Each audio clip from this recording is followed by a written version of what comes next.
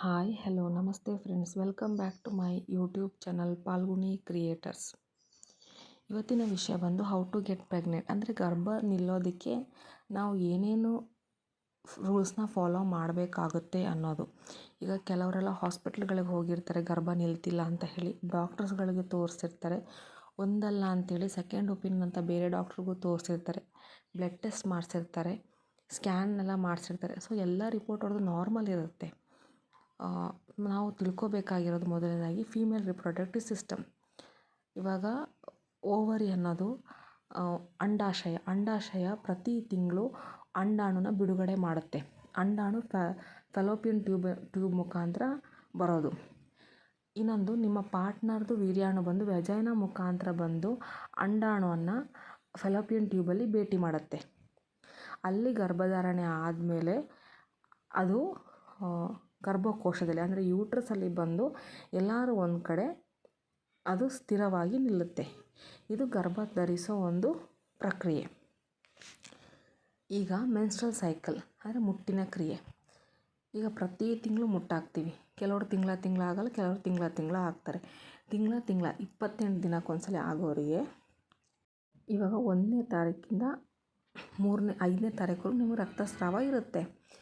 ಆಮೇಲೆ 13ರಿಂದ 18ನೇ ದಿನದವರೆಗೂ ನಿಮಗೆ ಫರ್ಟೈಲ್ ಪೀರಿಯಡ್. ಅದು ಆ ಸಮಯದಲ್ಲಿ ನೀವು ಗರ್ಭ ಧರಿಸೋಕ್ಕೆ ಪ್ರಯತ್ನ ಪಟ್ಟರೆ ಅದು ಗರ್ಭಧರಿಸೋ ಸಾಧ್ಯತೆಗಳು ಜಾಸ್ತಿ ಇರುತ್ತೆ. ಸೊ ನೀವು 30 ದಿನ ಸೈಕಲ್ ಆದರೂ ಕೂಡ 13ನೇ ದಿನದಿಂದ 18 ದಿನದವರೆಗೂ ಪ್ರಯತ್ನ ಪಟ್ಟರೆ ಉತ್ತಮ. ಈಗ ಇರ್ರೆಗ್ಯುಲರ್ ಪೀರಿಯಡ್ಸ್ ಇರ್ತಾರೆ, 28 ದಿನಕ್ಕೊಂದ್ಸಲ ಆಗೋರು, 1.5 ತಿಂಗಳಿಗೊಂದ್ಸಲ ಹಾಕ್ತಾರೆ, 2 ತಿಂಗಳಿಗೊಂದ್ಸಲ ಹಾಕ್ತಾರೆ. ಅಂಥವ್ರಿಗೆ ಏನು ಅಂತಂದರೆ ನೀವು ನಿಮ್ಮ ದೇಹವನ್ನೇ ಚೆಕ್ ಮಾಡ್ಕೋಬೋದು. ಹೇಗೆ ಅಂದರೆ ನಿಮಗೆ ವೈಟ್ ಡಿಸ್ಚಾರ್ಜ್ ಆಗ್ತಿರುತ್ತೆ. ಆ ವೈಟ್ ಡಿಸ್ಚಾರ್ಜ್ನ 2 ಬೆರಳಿಂದ ಚೆಕ್ ಮಾಡ್ಕೊಳ್ಳಿ. ಇದು ಈ ಥರ ಲೈನ್ ಥರ ಬಂದರೆ ನೀವು ಫರ್ಟೈಲ್ ಪೀರಿಯಡಲ್ಲಿ ಇದ್ದೀರಾ. ಅಂದರೆ ಆ ಸಮಯದಲ್ಲಿ ನೀವು ಗರ್ಭ ಧರಿಸಲು ಪ್ರಯತ್ನಿಸ್ಬೋದು. ಗರ್ಭ ನಿಲ್ಲೋ ಸಾಧ್ಯತೆಗಳು ಹೆಚ್ಚಾಗಿರುತ್ತೆ. ಅಂದರೆ ಇದು ಕರೆಕ್ಟಾಗಿ ಲೈನ್ ಥರ ಬಂದರೆ ಚಾನ್ಸಸ್ ಜಾಸ್ತಿ. ಆ ಟೈಮಲ್ಲಿ ಪ್ರಯತ್ನ ಪಡ್ಬೋದು. ಗರ್ಭ ನಿಲ್ಲೋ ಮುಂಚೆ ಗರ್ಭ ಧರಿಸಿದ ಮೇಲೂ ನಮ್ಮ ಆರೋಗ್ಯನ ನಾವು ಕಾಪಾಡ್ಕೋಬೇಕಾಗುತ್ತೆ. ಸೊ ಎಲ್ಲ ಹಣ್ಣುಗಳನ್ನ ತಿನ್ಬೋದು. ಎಲ್ಲ ಹಣ್ಣುಗಳನ್ನ ತಿನ್ನಿ.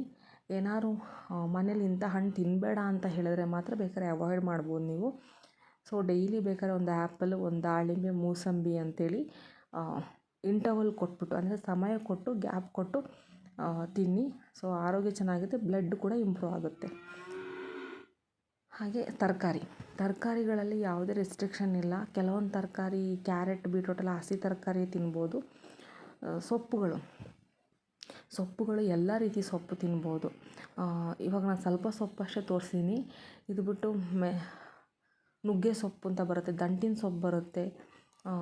ಅದೆಲ್ಲ ತುಂಬ ಚೆನ್ನಾಗಿರುತ್ತೆ. ಅದನ್ನ ಪಲ್ಯ ಮಾಡ್ಕೊತೀನಿ, ಇಲ್ಲ ಸಾಂಬಾರು ಮಾಡ್ಕೊಂಡಿರ್ತೀನಿ, ತುಂಬ ಚೆನ್ನಾಗಿರುತ್ತೆ. ಆಮೇಲೆ ಆಲ್ಮಂಡ್ ಇದು ತಿನ್ಬೋದಾ, ನಟ್ಸ್ ತಿನ್ಬೋದಾ ಅಂತ ಕೇಳ್ತಾರೆ. ತಿನ್ಬೋದು, ಬಟ್ ಹಿಡಿಗಟ್ಟಲೆ ಅಲ್ಲ, ಒಂದು 3-4 ಎಲ್ಲದರಲ್ಲೂ ಒಂದು 2-3-4 ತಿನ್ಬೋದು. ಡೈಲಿ ತಿನ್ಬೋದು, ತೊಂದರೆ ಇಲ್ಲ. ಆಮೇಲೆ ನಮ್ಮ ಸಂಸ್ಕೃತಿಯಲ್ಲಿ ಹೆಣ್ಮಕ್ಳು ಸ್ಮೋಕಿಂಗ್ ಆಗಲಿ ಆಲ್ಕೋಹಾಲ್ ಸೇವನೆ ಆಗಲಿ ಮಾಡೋದಿಲ್ಲ. ಆದರೆ ಈಗ ಟ್ರೆಂಡ್ ಅಂದ್ಕೊಂಡು ಕೆಲವರು ಮಾಡೋ ಸಾಧ್ಯತೆಗಳು ಇದೆ.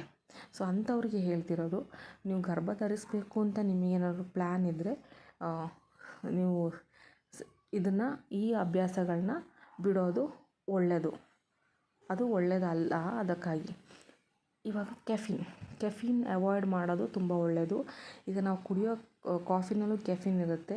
ಕಾಫಿ ರೆಗ್ಯುಲರಾಗಿ ತಗೊಳ್ಳೋರು ಕಾಫಿ ಬಿಡೋಕ್ಕಾಗಲ್ಲ ಅಂತಂದರೆ ಅಟ್ಲೀಸ್ಟ್ ಕಾಫಿ ಕಡಿಮೆ ಮಾಡಿ ಬಿಟ್ಟರೆ ತುಂಬ ಒಳ್ಳೆಯದು. ಇನ್ನೊಂದು, ಕೆಲವು ಡ್ರಿಂಕ್ಸಲ್ಲೂ ಕೆಫೀನ್ ಆ್ಯಡ್ ಮಾಡಿರ್ತಾರೆ. ಸೊ ನೋಡ್ಕೊಂಡು ಕುಡಿದ್ರೆ ಒಳ್ಳೆಯದು. ಸೊ ಕೆಫೀನ್ ಯಾವುದೇ ಕಾರಣಕ್ಕೂ ದೇಹಕ್ಕೆ ಒಳ್ಳೆಯದಲ್ಲ. ನೀವು ಪ್ರೆಗ್ನೆನ್ಸಿಗೆ ಟ್ರೈ ಮಾಡ್ತಿದ್ರೆ ಕೆಫೀನ್ ಬೇಡ. ಆಮೇಲೆ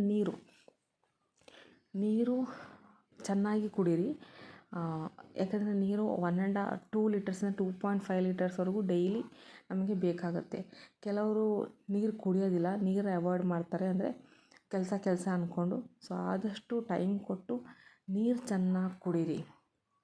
ಸೊ ನೀವು ನೀರು ಕುಡಿದ್ರೇ ನೀವು ಏನೇನು ತೊಗೊಂಡಿರ್ತೀರ ಅದೆಲ್ಲ ನಮ್ಮ ದೇಹಕ್ಕೆ ಸೇರೋದು. ಸೊ ನೀರು ಚೆನ್ನಾಗಿ ಕುಡಿಯೋದು ತುಂಬ ಮುಖ್ಯ ಆಗಿರುತ್ತೆ. ಆಮೇಲೆ ಎಕ್ಸಸೈಸ್. ಕೆಲವ್ರು ದಪ್ಪ ಇರ್ತಾರೆ, ದಪ್ಪ ಇರೋರು ಸ್ವಲ್ಪ ಸಣ್ಣ ಆದರೆ ಒಳ್ಳೆಯದು. ಪ್ರೆಗ್ನೆನ್ಸಿಗೆ ಪ್ರಯತ್ನ ಪಡ್ತಿದ್ರೆ ನೀವು ಜಾಸ್ತಿ ಏನು ಬಗ್ಗಿಯದ್ದು ಎಕ್ಸಸೈಸ್ ಮಾಡೋಕ್ಕೆ ಹೋಗಬೇಡಿ. ಪ್ರೆಗ್ನೆನ್ಸಿಗೆ ಪ್ರಯತ್ನ ಪಡ್ತಿದ್ರೆ ಅಟ್ಲೀಸ್ಟ್ ಮಾರ್ನಿಂಗ್ ಸಂಜೆ ತಂಪೊತ್ತಲ್ಲಿ ವಾಕ್ ಮಾಡಿ. ವಾಕ್ ಮಾಡಿದ್ರೆ ಸಾಕು, ಅಟ್ಲೀಸ್ಟ್ ಬಾಡಿ ಸ್ವೆಟ್ ಆಗುತ್ತೆ. ಅಷ್ಟು ಮಾಡಿದ್ರೆ ಸಾಕು, ಅಟ್ಲೀಸ್ಟ್ ವೆಯ್ಟ್ ಸ್ವಲ್ಪ ರೆಡ್ಯೂಸ್ ಆಗುತ್ತೆ. ಇನ್ನೊಂದು ತುಂಬ ಮುಖ್ಯವಾದ ವಿಷಯ ಅಂದರೆ ನಿದ್ರೆ. ನಿದ್ರೆ ಇದು ಎಲ್ಲ ಮನುಷ್ಯರಿಗೂ ತುಂಬ ಮುಖ್ಯ. ಅದರಲ್ಲೂ ನೀವು ಪ್ರೆಗ್ನೆನ್ಸಿಗೆ ಟ್ರೈ ಮಾಡ್ತಿದ್ದೀರ ಅಂದರೆ ನಿದ್ರೆ ಅನ್ನೋದು ಭಾಳ ಮುಖ್ಯ ಆಗುತ್ತೆ. ಅಟ್ಲೀಸ್ಟ್ 7 ಅವರ್ ನಿದ್ದೆ, 7 to 8 ಅವರ್ಸ್ ಸ್ಲೀಪ್ ಬೇಕೇ ಬೇಕು. ಆಗಲಿಲ್ಲ ಅಂದರೆ ಅಟ್ಲೀಸ್ಟ್ 6 to 7 ಅವರ್ಸ್ ನಿದ್ರೆ ಬಹು ಮುಖ್ಯ. ಕೆಲವರು ಮೊಬೈಲೆಲ್ಲ ಸ್ಕ್ರಾಲ್ ಮಾಡ್ತಿರ್ತಾರೆ ಲೇಟ್ ನೈಟ್. ಸೊ ಅದನ್ನೆಲ್ಲ ಮಾಡೋಕ್ಕೆ ಹೋಗಬೇಡಿ. ಪ್ರೆಗ್ನೆನ್ಸಿಗೆ ಪ್ರಯತ್ನ ಪಡೋದಾದ್ರೆ 6ರಿಂದ 7 ಗಂಟೆಗಳ ಕಾಲ ಚೆನ್ನಾಗಿ ನಿದ್ದೆ ಮಾಡಿ. ಇಷ್ಟು ಹೇಳ್ತಾ ನನ್ನ ವಿಡಿಯೋ ಮುಗಿಸ್ತಾ ಇದ್ದೀನಿ.